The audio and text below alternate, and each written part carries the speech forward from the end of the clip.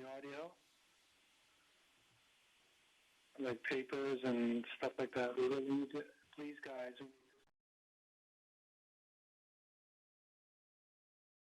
this session of the Public Service Commission to order. Can I just confirm that in the room,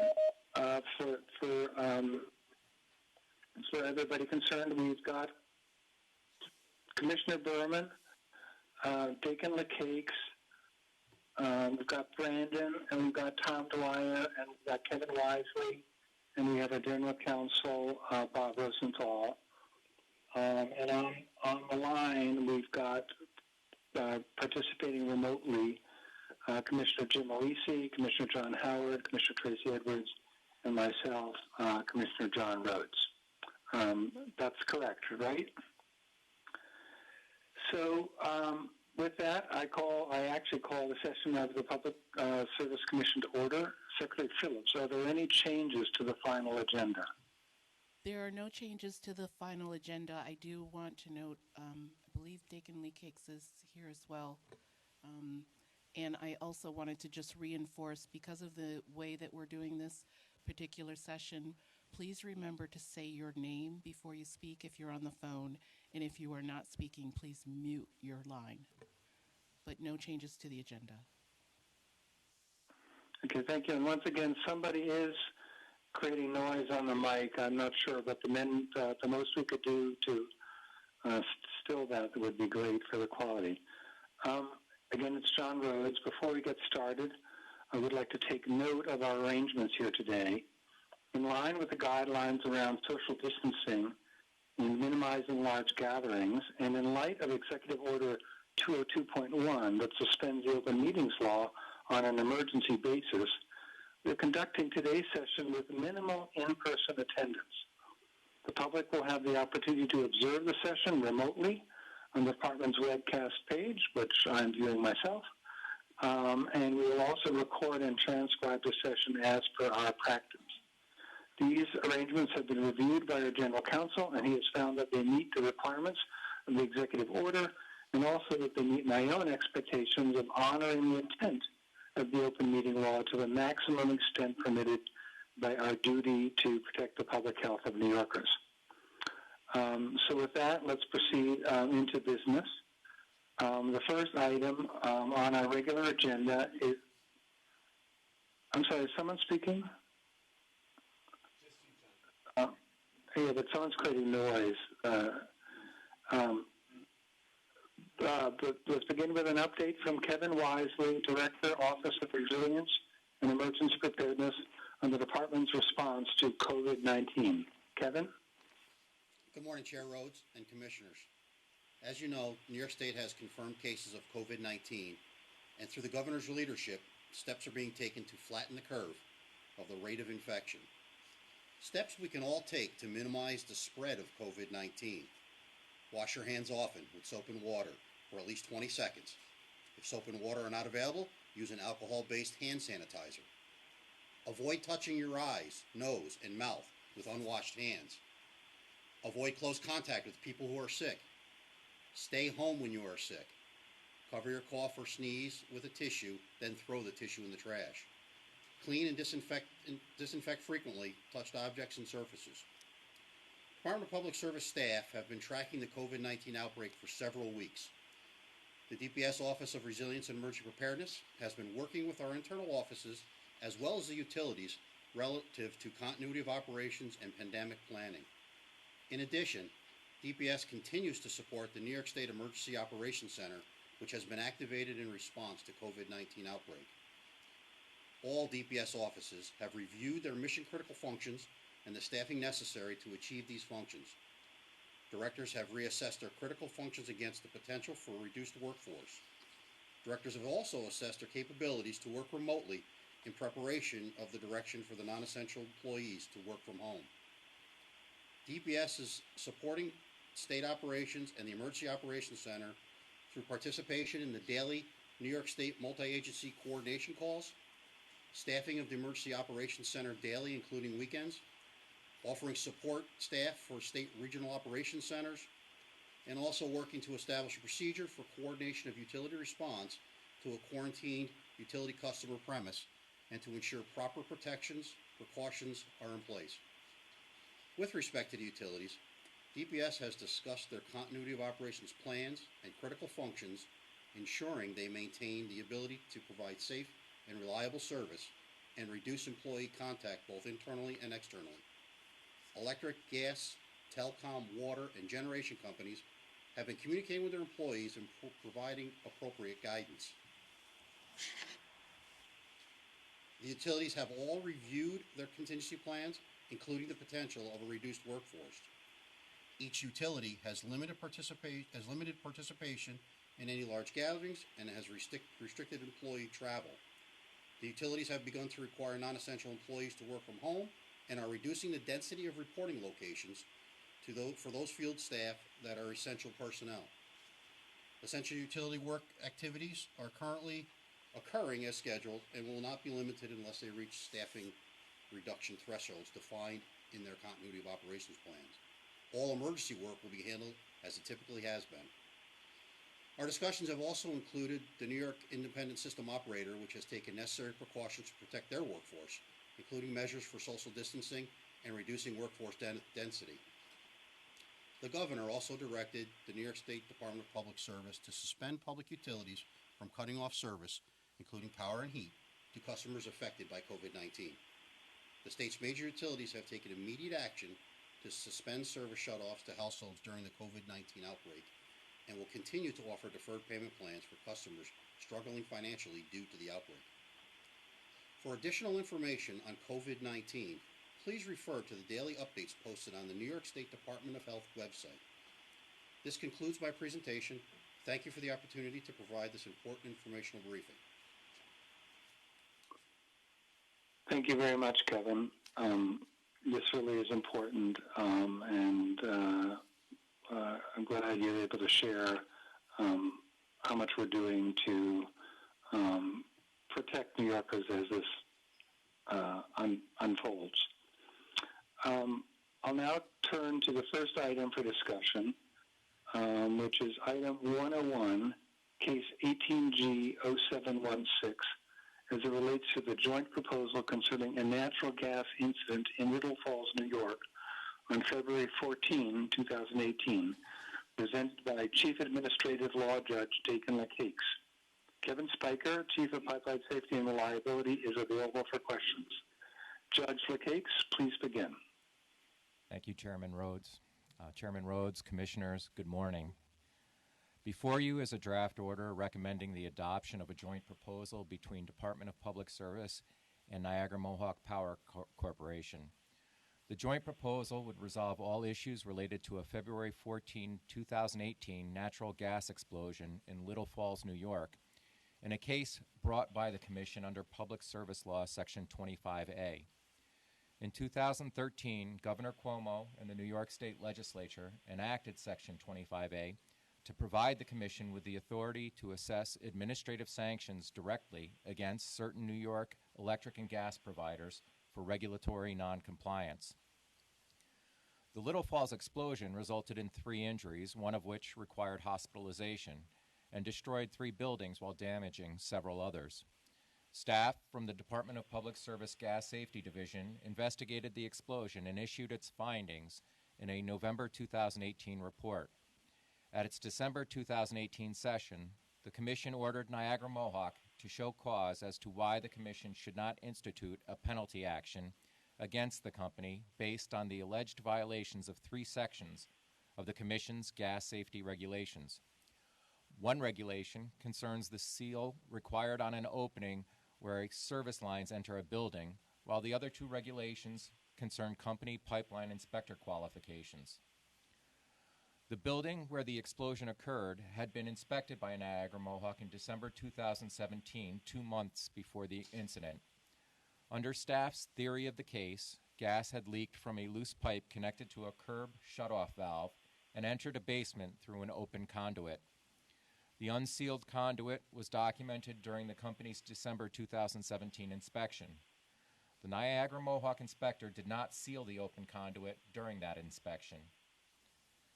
As part of its own company investigation, Niagara Mohawk provided the pipe and other information to a third-party laboratory, Massachusetts Materials Research, or MMR. MMR, after reviewing all the available information, provided a reasonable alternative cost for the explosion. Niagara Mohawk also disputed staff's claim that its inspector was required to seal the conduit pipe at the time of the inspection, noting that no such requirement existed in the company's standard operating procedures. The joint proposal includes the company's commitment to update those operating procedures and to train its inspection personnel accordingly. Niagara Mohawk has agreed that its shareholders will pay for the implementation costs, which total over $650,000. The company also has agreed to incorporate the new policies and procedures for its downstate Keyspan affiliates. After reviewing the record, I recommend that the Commission adopt the joint proposal. The Commission's settlement guidelines evaluate whether to adopt the joint proposal under the public interest standard. Section 25A directs the Commission to consider specific factors for assessing penalties, including the seriousness of the violation, the nature and extent of any previous violations, and whether there was any knowledge of the violation to determine what the public interest holds. Here, while the potential violations are serious, it is not a foregone conclusion that any violations occurred. Similarly, there is no evidence of any previous violations for the specific regulation regarding pipeline entry. Moreover, given the existence of a reasonable dispute, no foundation exists to impute knowledge of a violation to the company. Weighing the above factors, I recommend the Commission adopt the joint proposal. The amount of shareholder responsibility could theoretically be higher, but to impose such a penalty would require the Commission to find that the company was in non-compliance with the Commission's regulations. In this case, National Grid provides a reasonable dispute as to whether it was in non-compliance. The joint proposal avoids costly litigation and serves to prevent this situation from repeating. I note in closing that this case demonstrates how the Department is able to use Section 25A not just as an enforcement tool, but to assist the Commission in determining where its regulations should be tightened to promote public safety at the highest levels.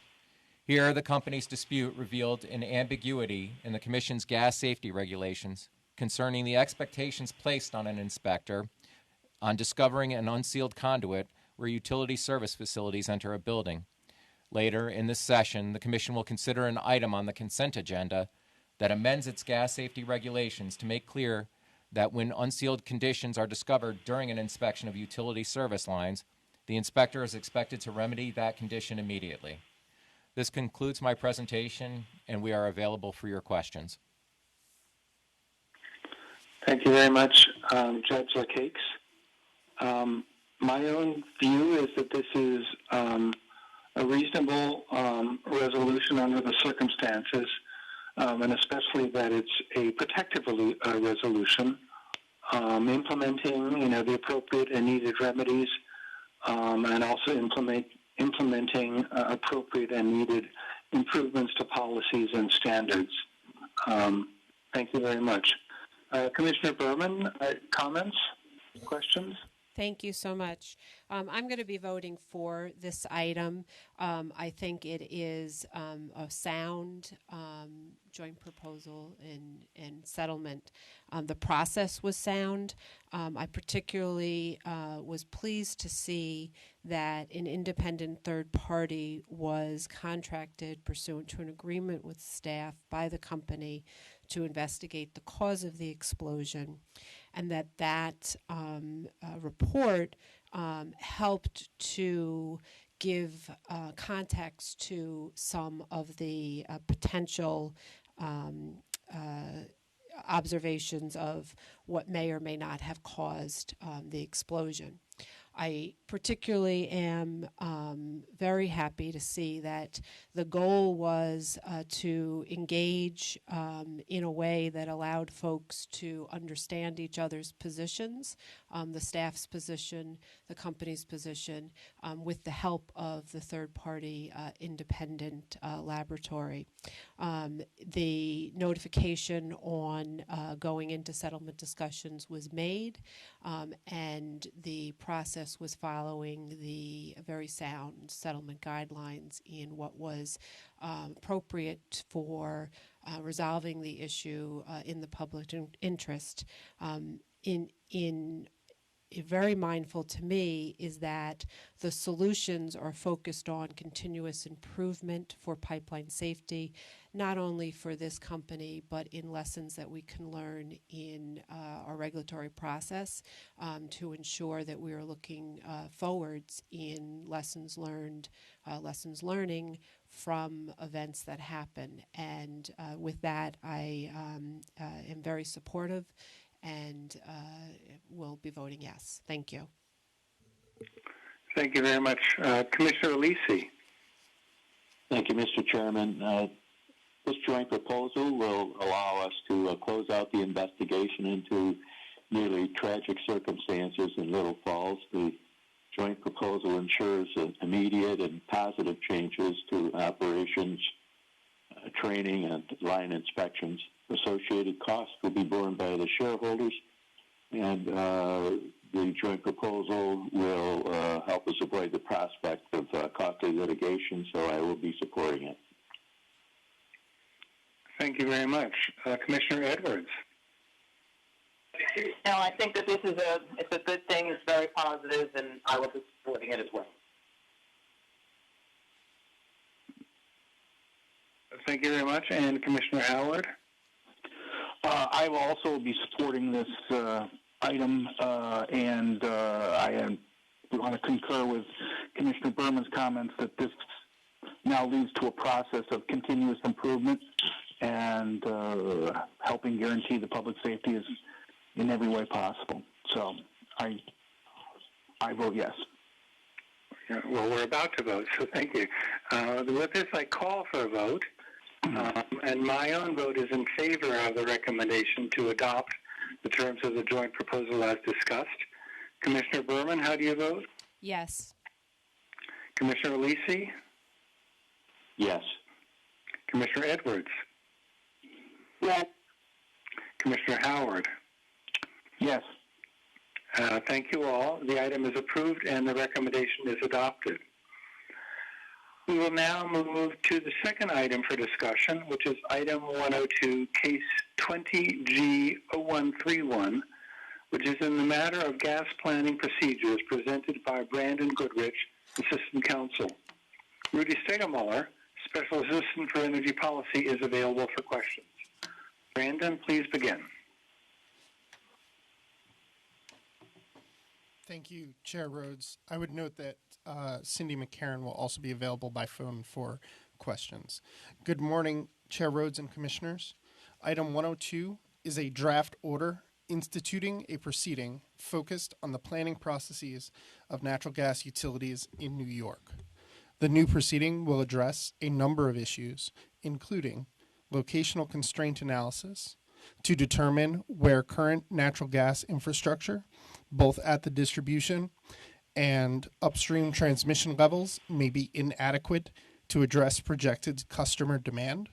Second, this proceeding will address utility planning information.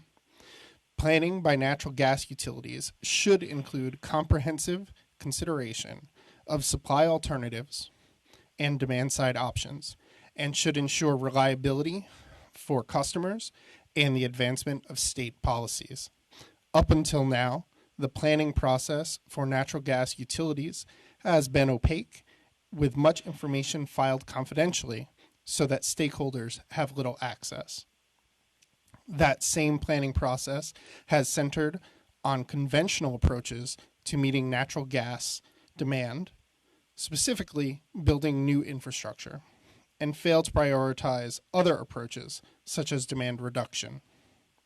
Thus, the solutions considered may not necessarily have reflected the best balance of the interests in reliability, cost, timeliness of solutions, and advancing state policies. Planning going forward must be more transparent, consider alternatives, and strive to avoid infrastructure investments where possible. Third, this proceeding will address non-pipe solutions.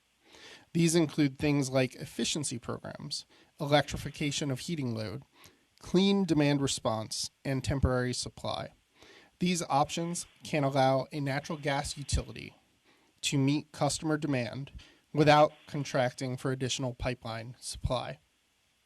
Fourth, this proceeding will address reliance on peaking services. Utilities have become more reliant on peaking services to meet customer demand. These include things like trucking compressed natural gas to specific points on the distribution system where there are constraints, or contracting with natural gas marketers for short-term contracts which are priced at market prices. Downstate New York typically has the highest natural gas prices in the nation during very cold weather because the interstate pipelines are full to capacity. As reliance on peaking services increases, there needs to be clear standards for cost, safety, and reliability. Fifth, this proceeding will address standards governing moratoria. These would include things like how and when a utility declares a moratorium, how impacted customers are treated, communication standards and practices, prioritization of customers, and how and when to lift a moratorium.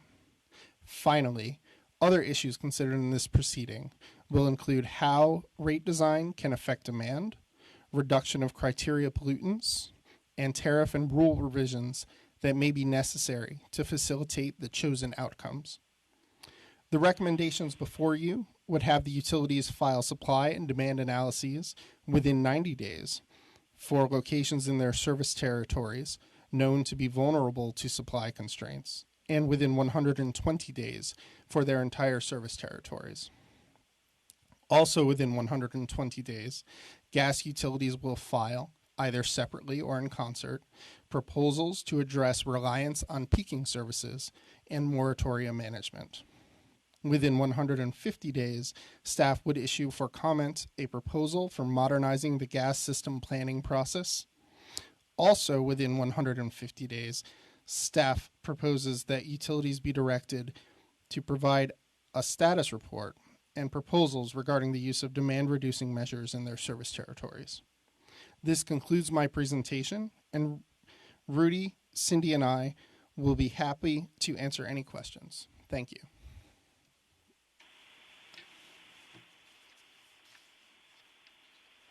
Thank you very much.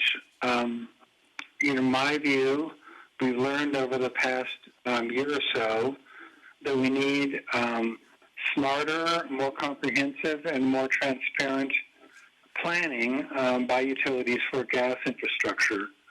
With this proceeding, we have a chance to explore an approach that is more useful, that is more open, and that is more attuned to, one, advancing those and only those investments and costs that we really need, and two, an approach that will simply work better for customers in terms of giving them a future that they can plan on.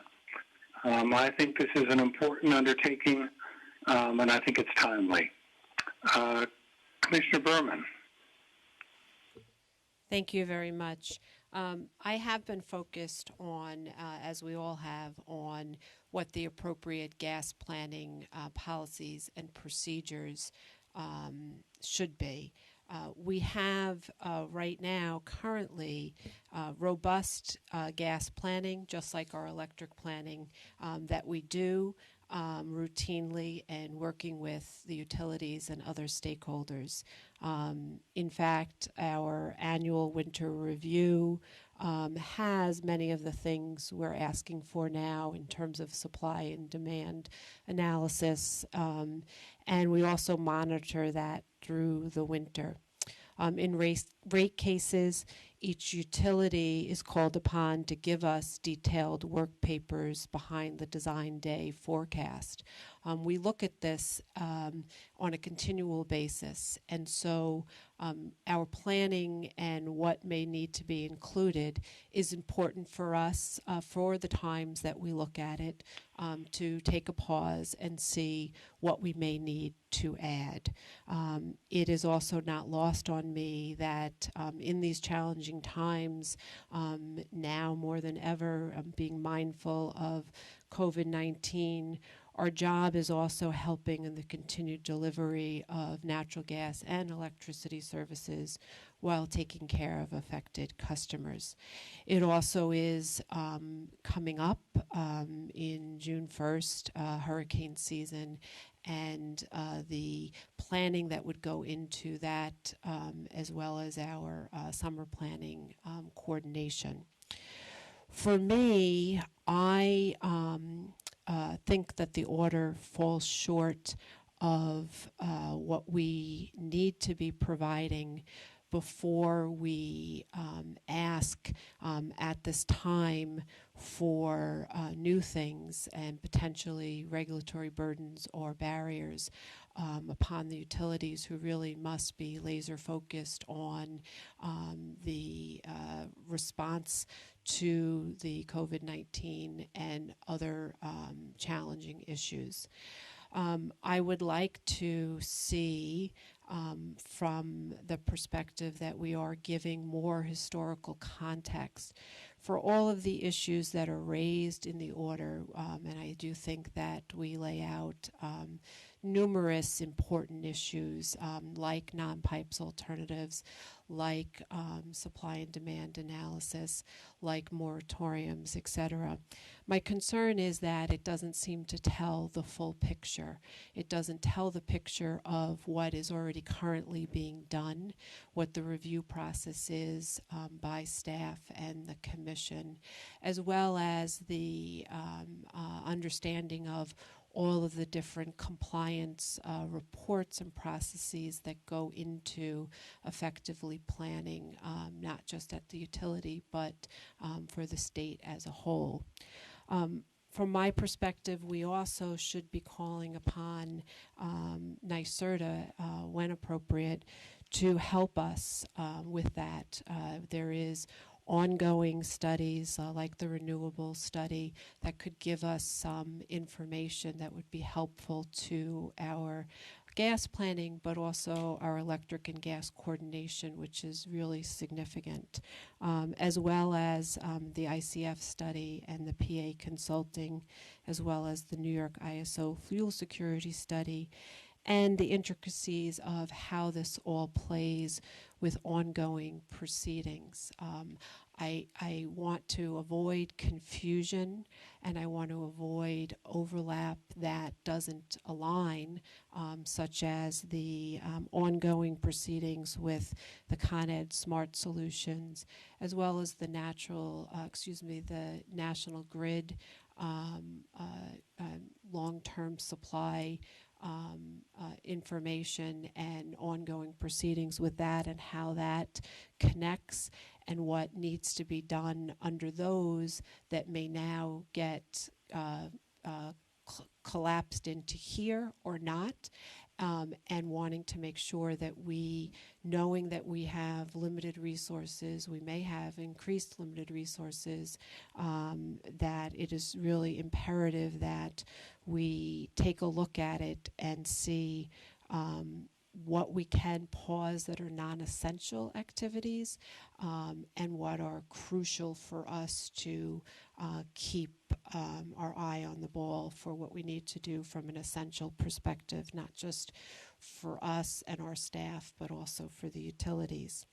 There also is a lot of history behind how the Commission has operated under times of gas constraints, and that doesn't just include moratoriums, but it also includes the actual curtailments.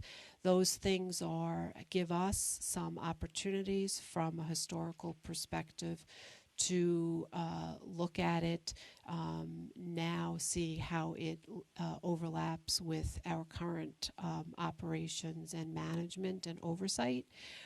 But it also is really important for us to not just do it in a vacuum. And that's why we really do need to help uncloud the waters in a way that I think shows clear direction and comprehensive analysis. I do look at this and want us also to focus, on making sure that we get under the hood when it's appropriate to provide that. I'm afraid that we have given or giving in this draft order mandatory directives to the utilities to do things that we may have been able to do in hindsight a better job in getting out and laying out the foundational information that we need, but yet the order itself is devoid of that critical information, even inciting to the relevant proceedings and the status of those.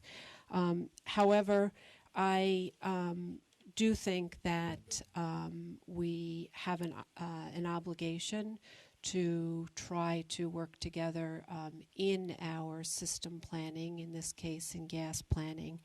I am going to be voting in concurrence with grave reservation and also with a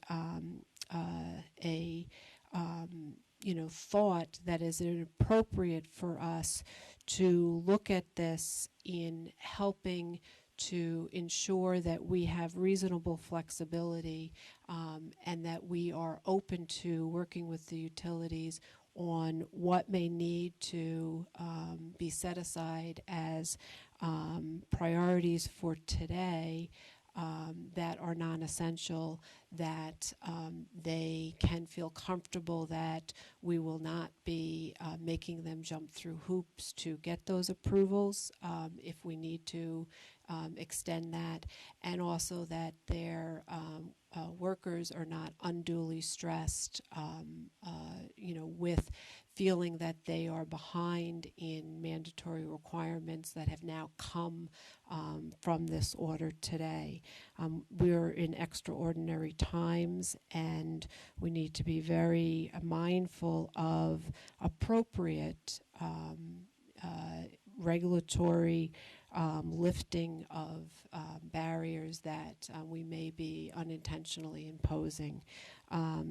In my mind, the focus also is in making sure that safety is not compromised and that we are all focused together in a team approach, which I have no doubt that we are. And so for that, and because I think it is important that we try to come together, I will be concurring with reservations and also hoping that we could be a little bit more coordinated in the overall scheme of how we are going about planning.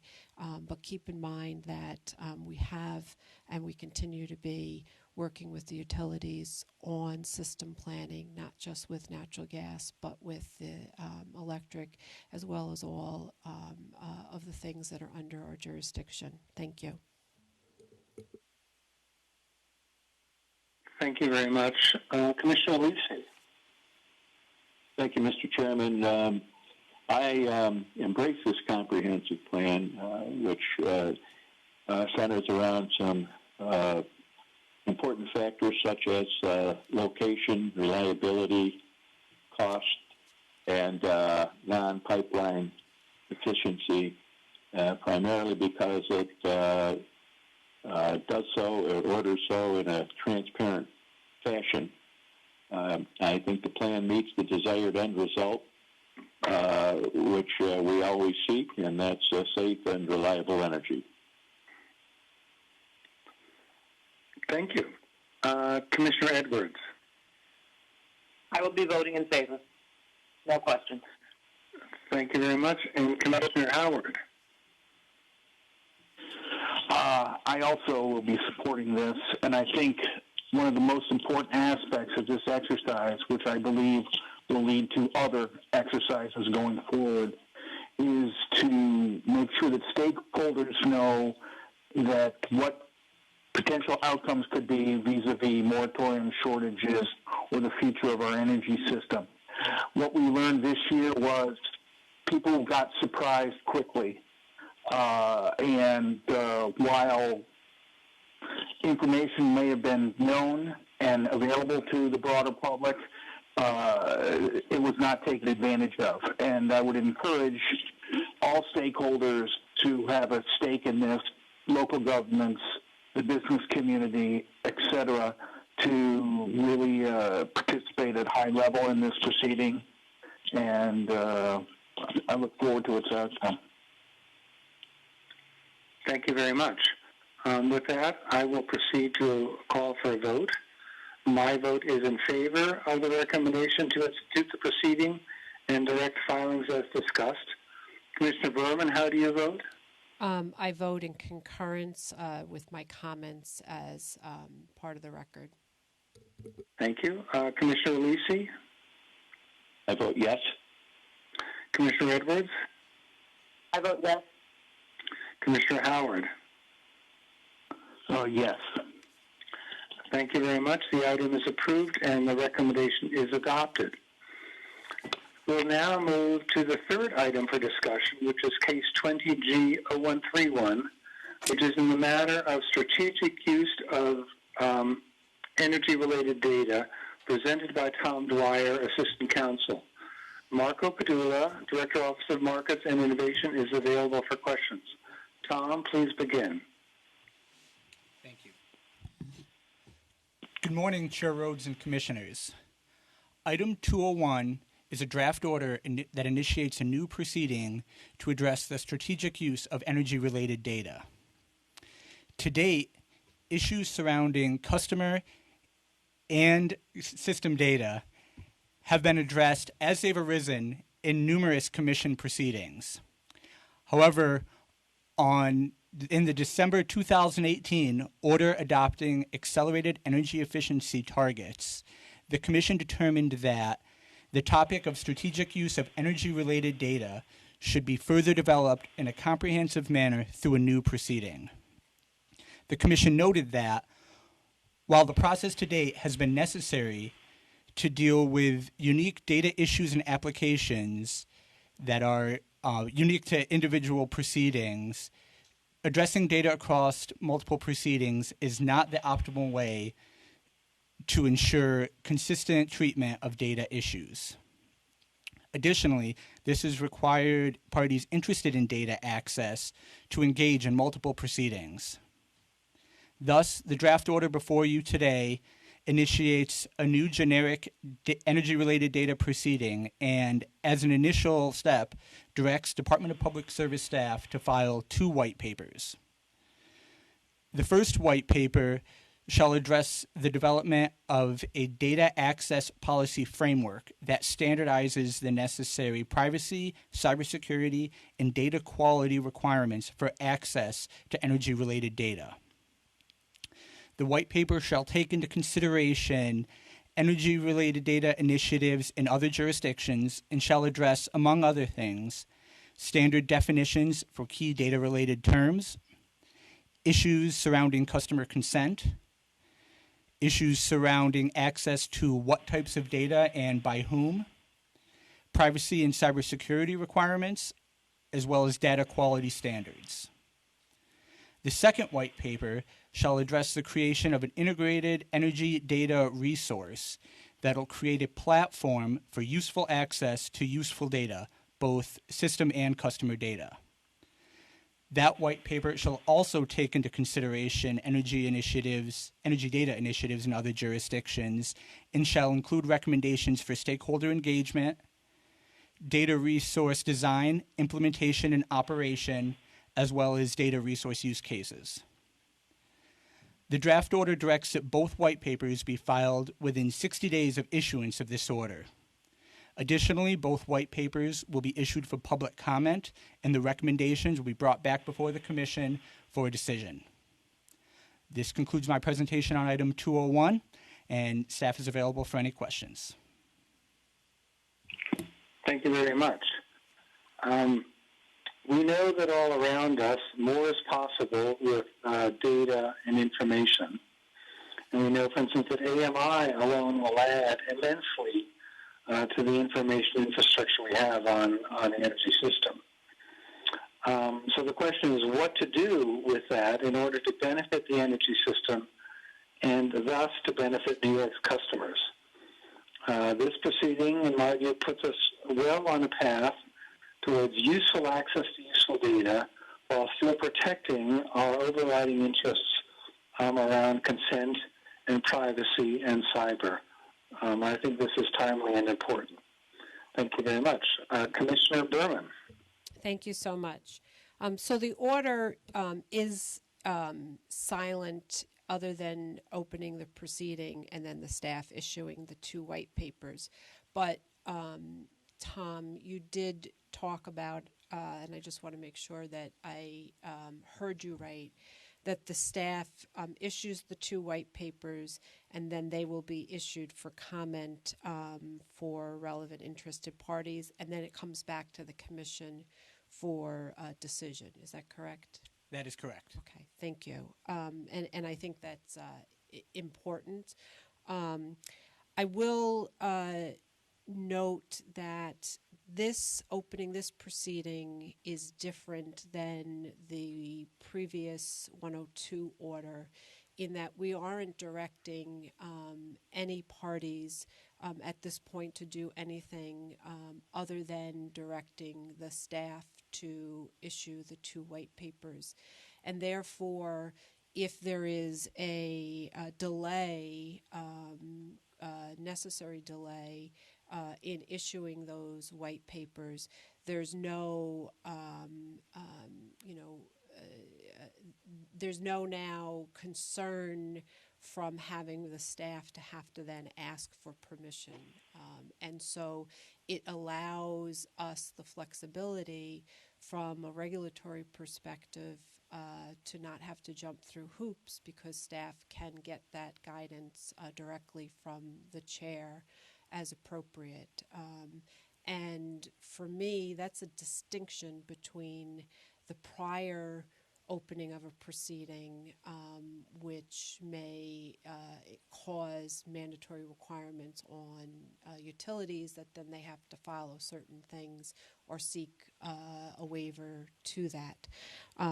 So I look at them a little differently, and so am not as concerned here about opening a proceeding. In fact, we have been discussing these crucial data access issues since the beginning of my regulatory lifetime as a commissioner. It has spanned over many, many proceedings, and I think that there is a rightful recognition in the order itself that it's time to bring these issues under one proceeding and more holistically address these issues. I think that's an important thing because I think it's really the first time we, in our draft order, have clearly laid out some language that may be applicable for other proceedings as well to see about what makes sense. And it's something that I have talked a lot about how we need to coordinate and streamline many of these proceedings. So I am really glad to see that clear language in the draft order, recognizing a more optimal way of addressing these, in this case, important data issues. We need to be mindful of the fact that some of these proceedings have been helpful in giving direction on data access issues, but some have taken us around and around without much clarity or forward progress.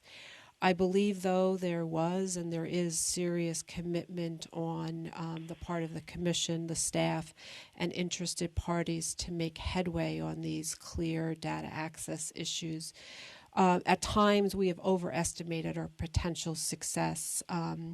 For example, the Utility Energy Registry, which is now on NYSERDA's website, is not the most efficient resource and can't currently get more granular data. But we can look to improving. We can look to our success. For example, the Con Ed is implementing Green Button Connect now, and others are being strongly encouraged to speed up Green Button Connect or something similar. Obviously, there are challenges and there are disagreements among that, which has also been part of, I think, the decision to move a lot of this under one proceeding and trying to now have some clear direction come from the Commission.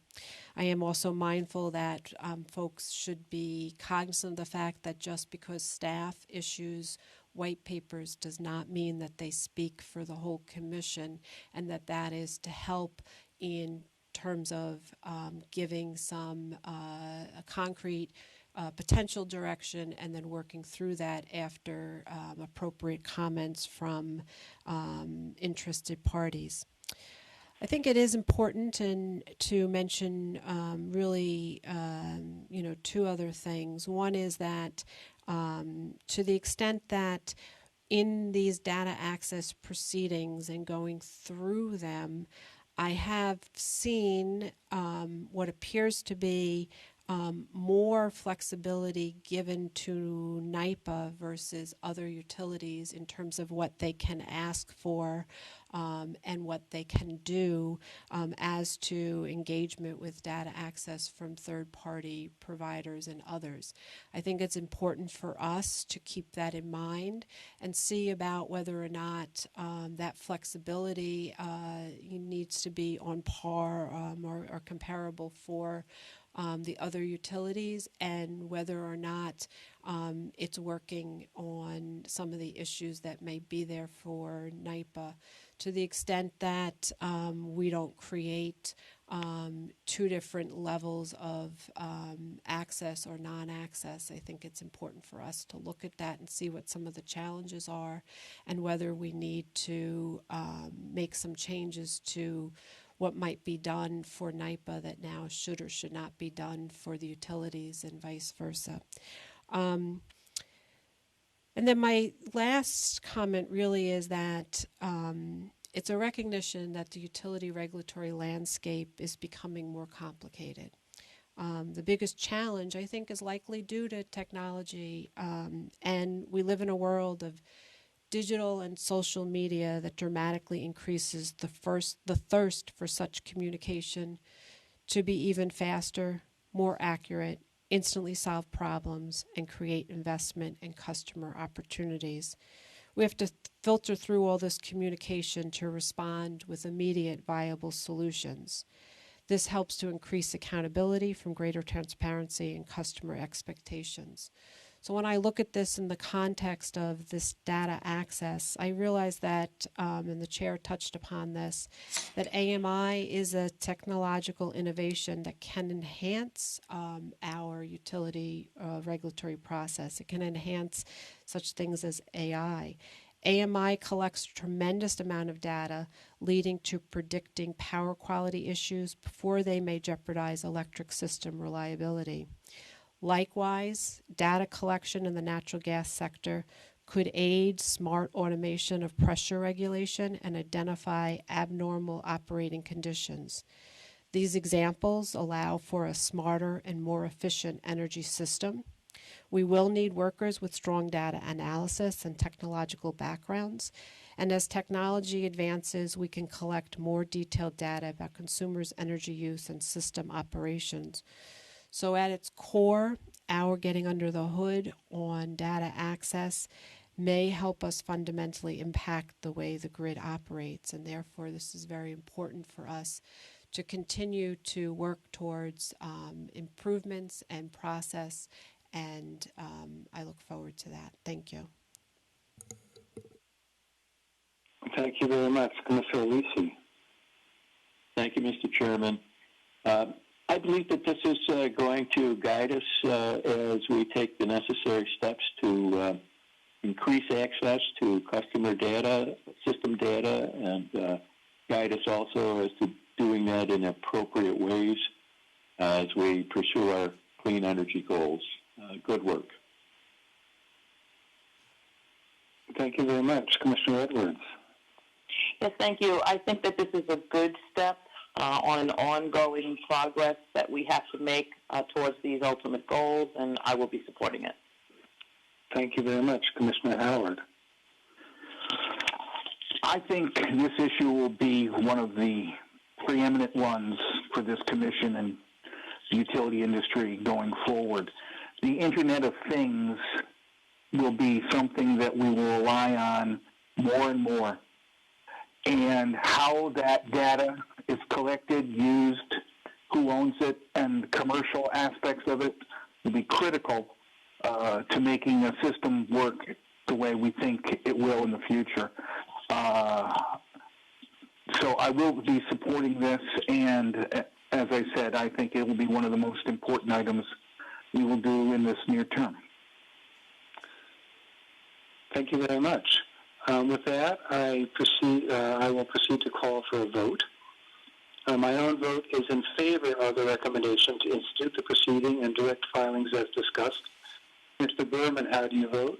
Yes. Commissioner Lisi? Yes. Commissioner Edwards? Yes.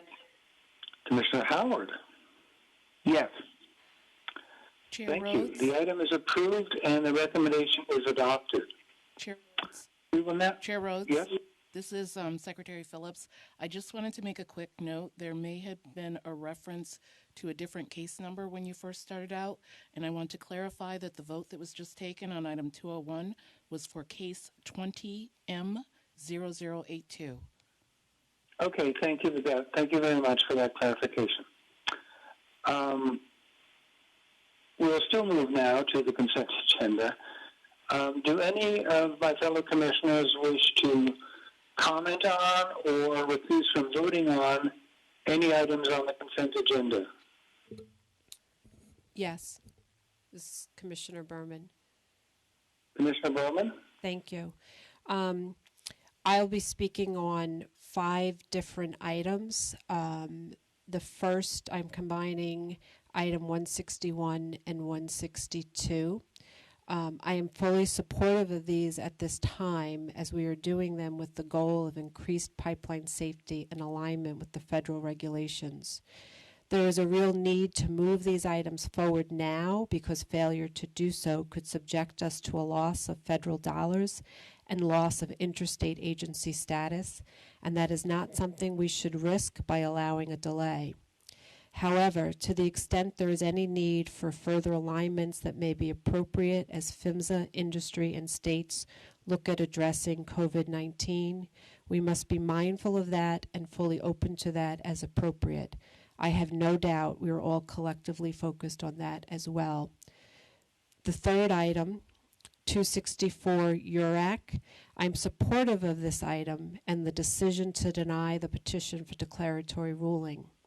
However, I note that this is not the first declaratory ruling from URAC that has come before us and raised some potential global consumer complaint concerns. I find, though, that here the concerns do not raise to the level of granting the declaratory ruling and instead can be dealt with through the individual complaint process. However, I do want to strongly remind utilities to truly work with URAC in finding viable and timely solutions to the claims they raise on behalf of their clients, the utility consumers. I am aware that there has been some positive movement in that direction with the aid of our Office of Consumer Services leadership. I thank them for that, and I trust that will continue. The fourth item, item 372. I am supportive of deferring NYSERDA's request that a community adder be authorized in those service territories with the New York Sun expansion petition separately before the Commission at a future session. I am not suggesting that I have made a decision on that petition. I have not, and have in the past raised strong concerns with similar expansion petitions from NYSERDA. There are numerous animated and serious disagreements around the appropriate level of the community adder. Having these issues decided in the NYSERDA expansion petition that will come before us at a future time does seem the right approach. However, I don't think this order goes far enough, and in fact, I am not convinced at this time that granting the other aspects of the NYSERDA petition before us today around reallocating unused capacity in tranches 0, 1, 2, and 3 to the community credit tranches in National Grid, NYSEG, and RGN service territories is good. Accordingly, I vote no on this item. Item 376, I very hesitantly will be voting yes on this item. I believe that the mere clarifications requested by Tesla are appropriate, and I do support giving such clarifications. But I am less certain about the modification requests Tesla has requested and that we granted in some fashion. One modification we make, we ensure we are not increasing the funding levels, but rather just ensured we take the 2019 maximum incentive level and extend that through December 31st, 2020. I'm glad to see we have not increased those funding levels. It is important we act now on whether we would allow such modification, and because of no increase to the funding, I can support such short extension as appropriate here. However, I am truly not convinced that our continued approach with continued modifications to the EV plug incentives to encourage more investment in EV charging infrastructure is really working, or that we have landed on the right regulatory focus with EVs. I think we are at times overly optimistic in our focus and not as robust in our comprehensive analysis beyond EV charging stations as maybe we should be. I do agree with the draft order that some, if not most developers, won't submit applications under the per plug incentive program prior to commission action on the staff's proposed Make Ready program, staff's white paper proposed Make Ready program. So it makes sense that we try today to create movement in that area while we await our action on that white paper. But I must caution folks that the staff white paper on the proposed Make Ready program does not mean that the Commission as a whole will adopt whole cloth what is in that. We may very well do so, but we also may very well not. Thus, people should understand that the Commission as a body will need to act on the right regulatory action on those issues, and I look forward to that deliberative process. Thank you. Thank you very much. Commissioner Alisi, any comments or questions on consent? I have none. Thank you. Thank you very much. Commissioner Edwards? No comments. Thank you very much. Commissioner Howard? No, I have no comments. Okay, thank you very much. So I'll now proceed to call for a vote on the consent agenda. My own vote is in favor of the recommendations on the consent agenda. Commissioner Berman, recognizing your comments just now, how do you vote? I vote yes on all items except item 372, which I vote no on. Thank you very much. Commissioner Alisi? I vote yes on all items. Thank you. Commissioner Edwards? I vote in favor. Thank you. Thank you very much. Commissioner Howard? Yes, I am voting for yes on all these items. Thank you very much. The items on the consent agenda are approved and the recommendations are adopted. Secretary Phillips, is there anything further to come before us today? There's nothing further. Okay, thank you. With that, we are adjourned. Thank you very much for making this work.